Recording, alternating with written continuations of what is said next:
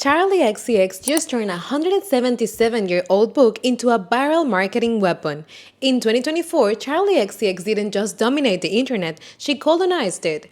Brad wasn't an album cycle, it was a visual monopoly. Lime green floated timelines, Club Chaos became aesthetic currency, it was loud, ironic, hyper-digital, and culturally unavoidable. But here's the danger of total saturation. Once you own a moment completely, you risk becoming trapped inside it. For most artists, the instinct would be simple: extend the era, monetize the hype, squeeze another summer out of it. Charli did the opposite. On February 13, 2026, she erased the neon and stepped into Victorian fog, aligning herself with a cinematic adaptation of Wuthering Heights. Directed by Emerald Fennell, she didn't just contribute music, she executed strategic reinvention, and what followed wasn't a soundtrack rollout. It was a masterclass in brand evolution. Welcome back to Label Grid, where we break down the real system behind cultural dominance in music. If you're new here, subscribe. We don't just analyze songs, we analyze the strategy. I'm Valeria, Media Manager at Label Grid. Let's get started. If you don't chalk the ice, you can't reset the narrative. The most calculated move Charli XCX made wasn't sonic, it was visual. Brad was oversaturated color, flash photography, tank tops, low-resolution immediacy. It looked like the internet, so she striped it away. Fog replaced flash, lace replaced latex, structured silhouettes replaced casual chaos. The palette turned muted, gothic, restrained. This wasn't costume design. This was visual disruption. Audiences don't consciously analyze aesthetic shifts, they feel them. When your silhouette changes, your positioning changes. When your posture changes, your authority changes too. Charli understood something most artists ignore: the audience needs permission to move on from your last era.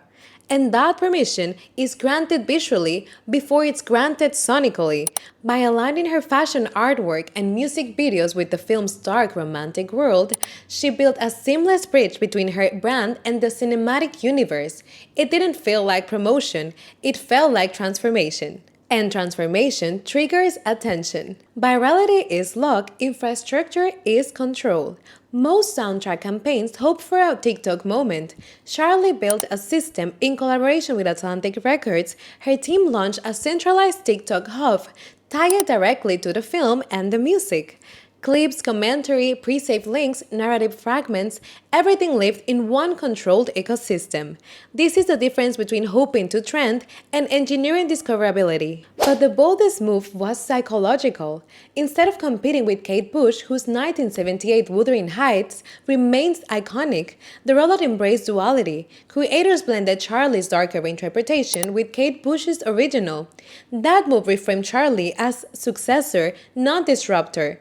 Legacy artists weren't obstacles, they became anchors, and when you anchor yourself to cultural history, you gain weight. This wasn't nostalgia marketing, it was credibility transfer.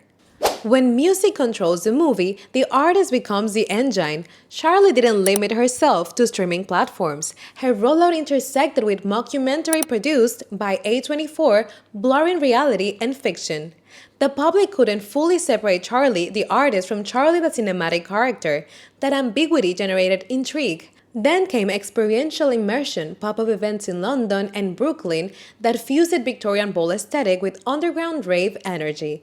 These weren't promo events, they were cultural activations, and when Charli appeared alongside film talent like Margot Robbie and Jacob Elordi, she wasn't positioned as background talent. She looked like a co-architect. That perception shift matters because when audiences perceive authorship instead of participation, the artist's brand equity expands. The film opened strong globally, not because period dramas suddenly trend, but because a digital narrative ecosystem amplified it.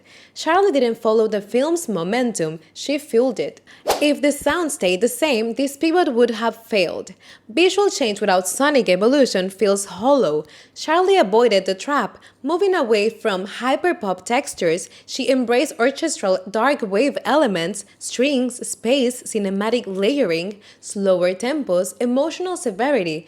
This wasn't abandoning identity, it was reframing intensity. The singles weren't treated like background soundtrack cuts. They were rolled out with the same scale of a studio album. High production visuals, narrative framing, A-list positioning. By release day, the album felt like a Charli era first and a film attachment second. That inversion is critical. When music feels secondary, audiences disengage. When it feels sovereign, it dominates. Charli XCX's smartest move wasn't the aesthetic shift, it was the timing. Charli pivoted at peak visibility, not after fatigue, not after decline, at dominance. That requires discipline. Most artists extend an era until returns diminish. Charli archived Brad before it turned repetitive. That preserved its mythology. Scarcity protects legacy, and strategic timing protects authority. She moved while the audience still trusted her instinct, and that trust allowed the people to feel ambitious, not desperate. Labels don't need bigger budgets, they need better architecture. The takeaway for labels in infrastructure over impulse. Music labels don't need bigger budgets, they need better architecture. The takeaway for labels is infrastructure over impulse. Build hubs, not just campaigns. Fund visual coherence, not just content volume. Leverage legacy strategically instead of fearing it. And most importantly, allow artists to pivot at strength, not weakness. Reactive marketing feels defensive. Proactive reinvention feels visionary. If you're afraid to kill your last era, you're already behind. Artists watching this should understand your aesthetic is not decoration, it's positioning. Your timing is not random, it's strategic currency. Your collaborations are not features, they're credibility bridges. And your soundtrack can be more than a side project, it can be a cultural accelerant. Charli XCX didn't abandon her audience, she evolved in front of them. That's the difference between trend participation and brand authorship.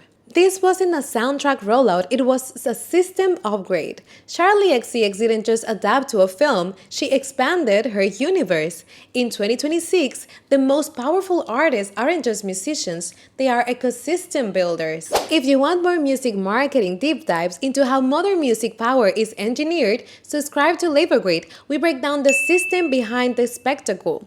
And I'll see you in the next video. Thank you for watching. Bye!